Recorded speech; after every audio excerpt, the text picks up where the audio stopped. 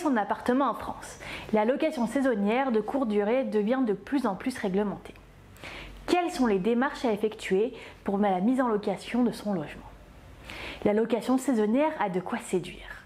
Face au développement des sites de location entre particuliers tels que Airbnb ou Abritel, l'État a engagé de nouvelles mesures pour réglementer cette activité dans le but de faire face à la crise du logement. Dans les communes de plus de 200 000 habitants, il est désormais possible, grâce à un nouveau décret, de contraindre les loueurs sur les plateformes numériques type Airbnb à se déclarer en mairie. Ainsi, faisons les points sur la réglementation qui entoure cette activité et vous permet ainsi de louer en toute sérénité. Quelle durée pour la location saisonnière? La loi Elan, mise en place depuis novembre 2018, renforce l'encadrement de la location saisonnière pour les résidences principales.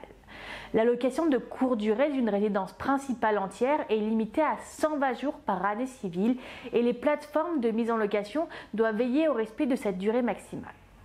Cette limite peut être dépassée, mais le propriétaire doit obtenir un changement d'usage pour que sa résidence principale puisse devenir un meublé de tourisme. Cependant, le quota de 120 jours ne s'applique pas quand vous êtes toujours présent dans votre logement lors de la mise en location.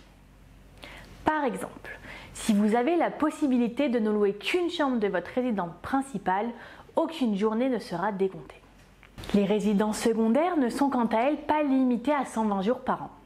Pour certaines villes, une simple déclaration auprès de la mairie suffit pour mettre vos résidences secondaires en location de courte ou moyenne durée.